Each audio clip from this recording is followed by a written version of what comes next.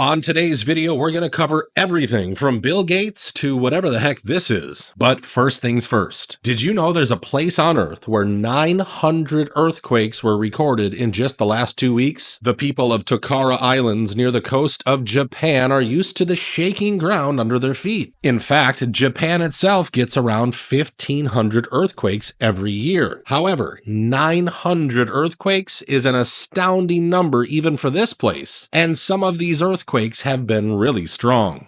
A magnitude 5.5 earthquake has struck Japan's southwestern prefecture of Kagoshima. The tremor reached a lower 6 on Japan's seismic intensity scale. It is the largest of hundreds that have rocked the region for almost 2 weeks now. All of these stats, of course, are only intensifying the fear that a once-in-a-lifetime earthquake is just around the corner, as many researchers have predicted. And this situation only gets crazier when you realize that there's a prophecy about an earthquake hitting Japan on the 5th of July this year. The prophecy began with a Japanese novel called The Future I Saw, which was published in 2021. Now, you must be wondering, why are people believing something mentioned in a book? Well, you see, the writer of this novel, Ryo Tatsuki, made a similar prediction in 1999. In this first edition of her book, she predicted that a major natural disaster would strike Japan in March 2011. And that's exactly when more than 18,000 people lost their lives after a devastating earthquake.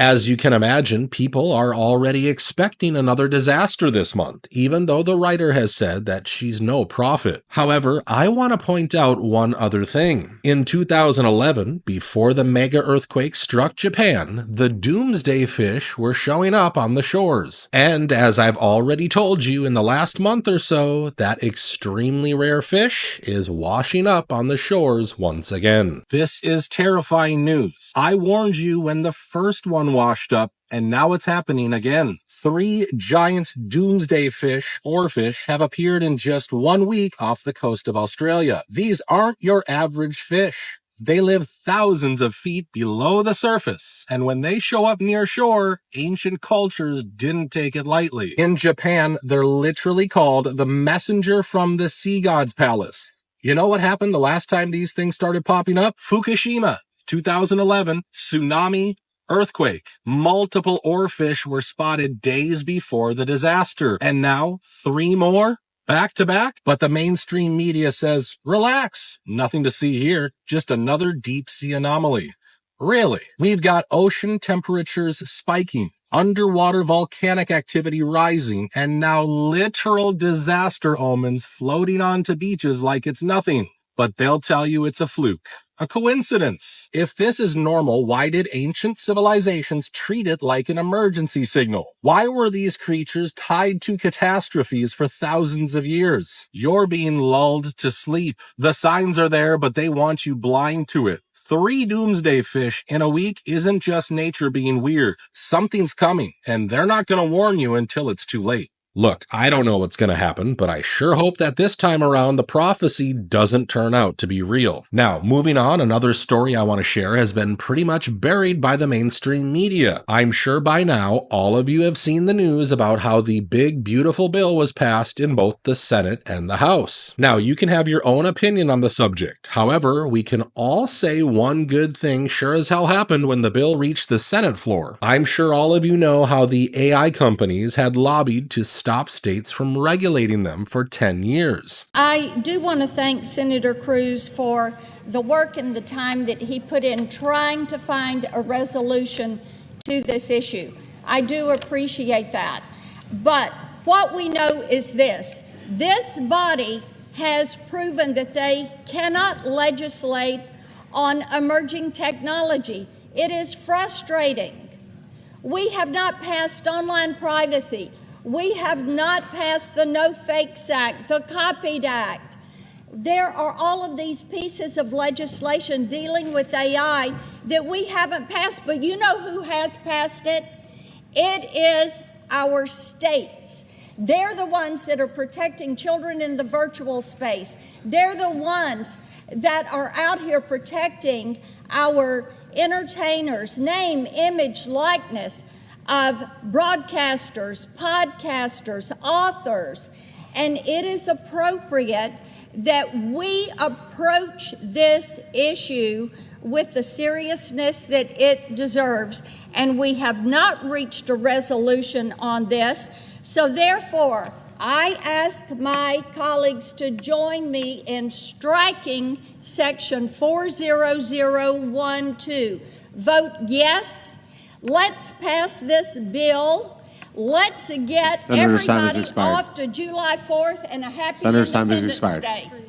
Well, I'm happy to report that thanks to Senator Marsha Blackburn's efforts, that particular provision of this gigantic bill was removed. Say what you want, but Senator Blackburn never fails to raise issues that really matter. Now, of course, Senator Ted Cruz criticized her by saying that removing this provision will help China. However, we have already allocated enough funds for AI companies to create biometric and surveillance programs. At least let the states retain their own right to regulate this world-changing technology however they want. And since we're talking about these tech companies, let me tell you what Bill Gates has been up to. Bill Gates is very interested in your water. While everyone's distracted with indictments and celebrity BS, Bill Gates, BlackRock, and Nestle just quietly teamed up. Yes, Nestle. Same company whose chairman literally said water isn't a human right. And now they're making moves to own it. This isn't speculation. It's already happening. Gates is buying up farmland that sits on major aquifers. BlackRock is pouring billions into water infrastructure.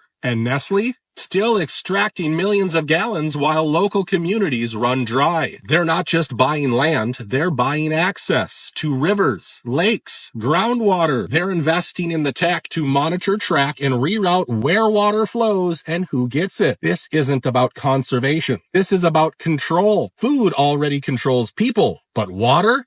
Water controls everything. You can live without oil. You can survive without power, but water? You've got days. They already run agriculture, finance, and energy. Now they want to own survival itself, and no one's stopping them. This is a hostile takeover of the one thing we need to live. And by the time people wake up, it'll already be gone. And he's not just teaming up with other tech giants to control our water and food. He's also teaming up with Google for fusion energy. Why the hell is Google buying fusion energy from Bill Gates? This isn't solar. This isn't wind. This is fusion, the same power that fuels the sun. Clean, unlimited, and powerful enough to run the world. Google just locked in 200 megawatts from a reactor that doesn't even exist yet. And it's coming from a company backed by Bill Gates. Let that sink in. Gates already owns the farmland. Google owns your data. Now they're coming for the power grid.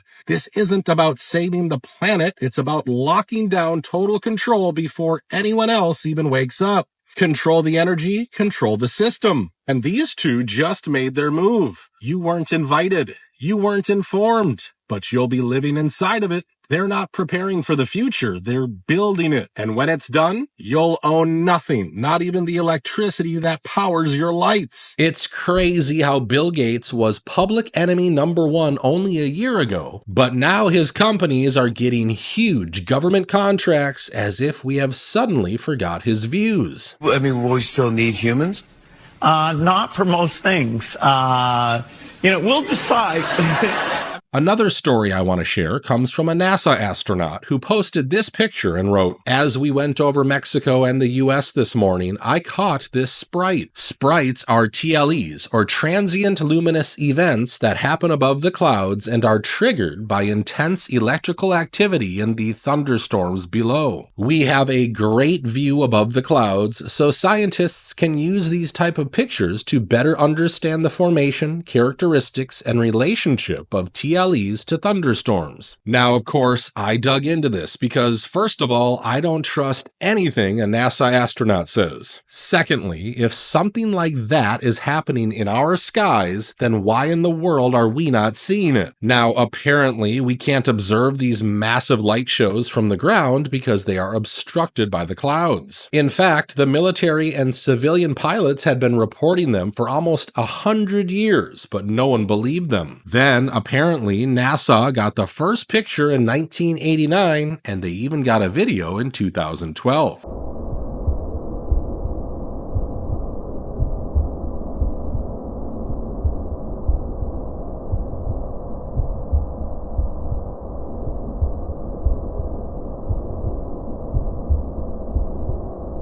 Now, the fake-looking video aside, I already have doubts about this NASA explanation. Remember, it was only a week ago when video footage was capturing Sprites over Japan, and now there's over 900 earthquakes rocking it. I'm sure something is going on in our skies, and you don't have to tell me the weather is nuts because I've been reporting it for a long time now. However, I wanted to share this video to see what you guys think about these so-called transient luminous events. Now, I want to end today's video by sharing yet another insane story. Why are dead politicians still tweeting? Dead politicians are still posting from the grave and nobody's stopping it. Representative Jerry Connolly just died, but his verified account kept tweeting like he was still alive. Dianne Feinstein's X account still active for 9 full days after her death. Don Young died in 2022, but his posts didn't. Elsie Hastings kept campaigning from beyond the grave. Herman Cain literally tweeted after he was already gone. And this isn't some isolated glitch. These accounts are verified, official, and still shaping public opinion. They keep posting bills, endorsements, political takes. Days, weeks, sometimes months after that person is 6 feet under. No shutdown, no disclaimer. Just digital puppets pretending to be people. The public doesn't know. The platforms don't care. And the government has zero rules for any of it. So who's actually behind the screen? Staffers, AI, party machines? Because the dead don't just vote anymore. They tweet.